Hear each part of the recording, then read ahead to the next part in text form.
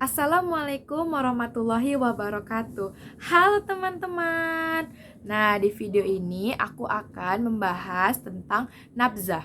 Pasti kalian gak asing dong dengan kata nabzah atau yang biasa berhubungan dengan narkotika seperti ganja, sabu, obat-obatan, dan yang lain-lainnya.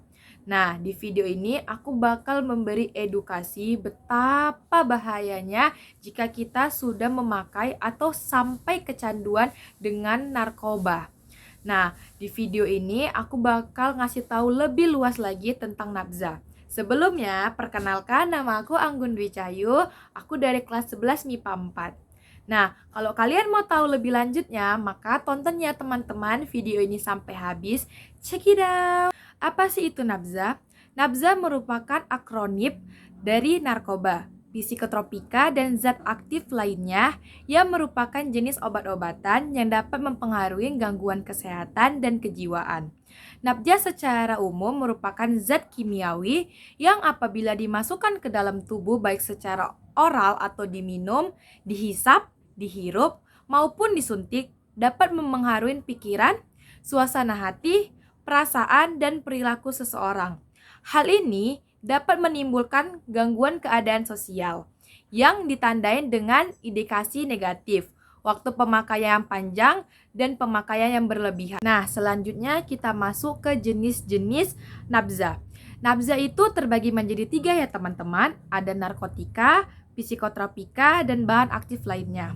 Di sini saya ingin menunjukkan poster yang saya ambil dari internet. Nah, di poster ini ada 3 yang tadi saya sebutkan jenis-jenis dari nabzah. Yang pertama itu narkotika. Narkotika adalah zat yang menimbulkan efek penurunan kesadaran, halusinasi, serta daya rangsang.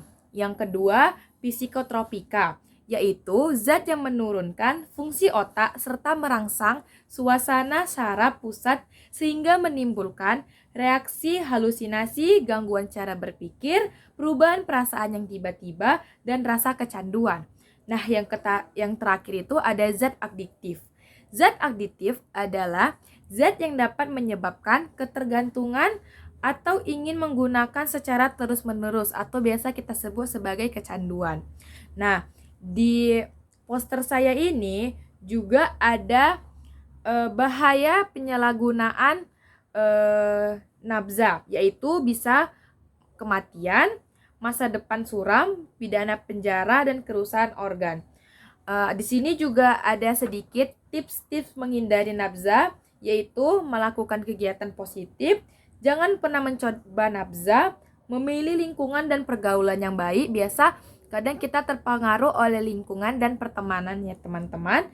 Dan yang terakhir, mempelajari pengertian dan dampak dari nabzah. Selanjutnya ada juga beberapa faktor yang menyebabkan kita bisa mengenal nabzah. Yang pertama itu faktor individu.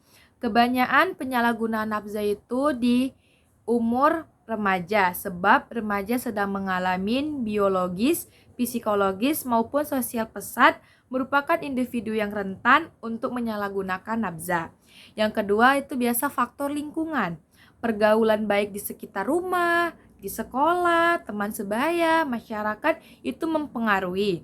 Yang pertama itu di lingkungan keluarga. Biasa komunikasi orang tua yang kurang baik kepada anak, orang tua yang kurang peduli tentang adanya masalah nabzah ini. Habis itu orang tua atau anggota keluarga yang juga menyalahgunakan nabzah. Lingkungan sekolah itu biasanya sekolah kurang disiplin, sekolah yang kurang memberi kesempatan pada siswa untuk mengembangkan diri secara kreatif dan juga positif. Yang ketiga, adanya murid yang menggunakan nabzah. Jadi kita sebagai yang sadar akan nabzah itu berbahaya, kita harus menghindarin teman-teman yang menggunakan nabzah, karena pertemanan atau pergaulan itu juga bisa membuat kita terkontaminasi untuk mencoba nabzah ini. Nah, kalau di lingkungan pergaulan itu biasanya berteman dengan pengguna narkoba. Baik, kalau misalnya teman-teman ada yang bertanya, bagaimana sih cara mengatasi seseorang yang sudah kecanduan narkoba? Apakah bisa sembuh? Jawabannya bisa teman-teman. Pecandu atau penyalahgunaan narkoba dapat dipulihkan sepenuhnya dari segi fisik maupun juga mental. Pencandu bisa hidup normal seperti sedia kala dan tidak kembali dengan obat-obatan terlarang. Beberapa caranya itu biasanya rehabilitas medis, yaitu pemeriksaan kesehatan, penenangan efek buruk dari penyalahgunaan narkoba, fisioterapi, dan rawat jalan. Yang kedua itu pemeriksaan. Nah, pemeriksaan ini bertujuan sejauh mana sih kecanduan terhadap nafza ini dari seorang itu yang muncul jika si pemakai mengalami depresi atau gangguan perilaku. Yang ketiga itu ada detoksifikasi. Mengatasi kecanduan harus melalui beberapa tahap. Yang cukup berat ini adalah tahap detoksifikasi, yaitu dirasakan cukup menyiksa karena rasa mual di badan. Yang keempat itu stabilitas, yaitu bertujuan untuk membantu pemulihan jangka panjang dengan memberi resep dari dokter. Nah, teman-teman, biasanya kalau kita dengar kata nafza, kita tuh nggak asing kali yang namanya narkoba. Karena banyak kalangan remaja yang sudah terjerumus ke dalam narkoba, obat-obatan terlarang.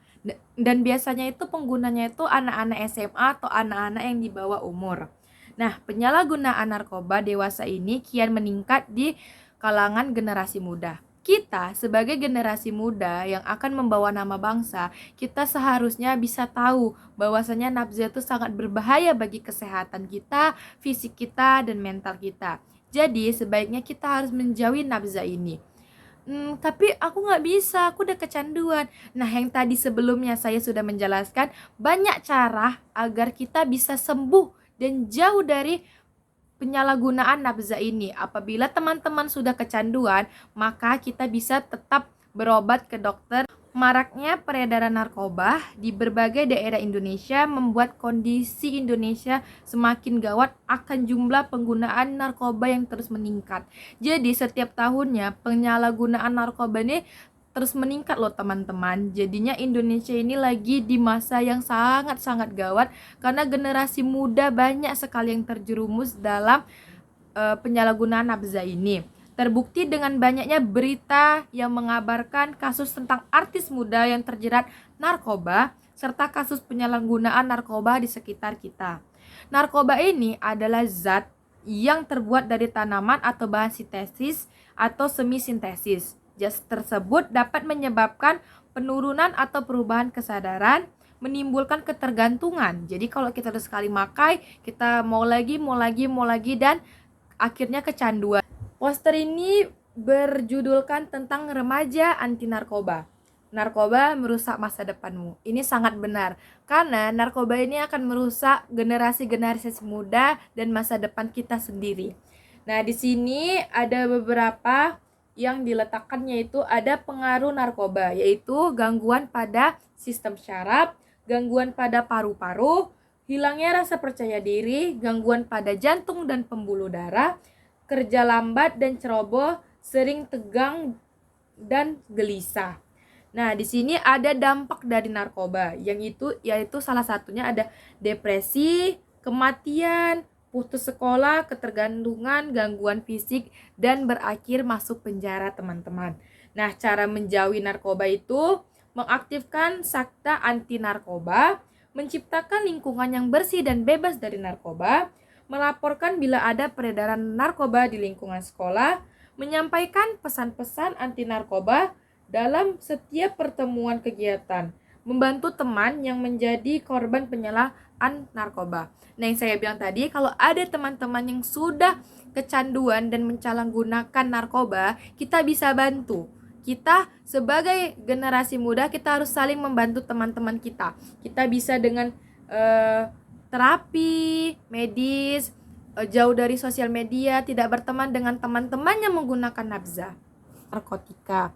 Di sini tuh ada ganja yang sering kali kita lihat dan dengar, ada sabu, ada ekstasi, ada riclonia, ada alprazolam, T-Hex, tembakau gorila, dan mushroom.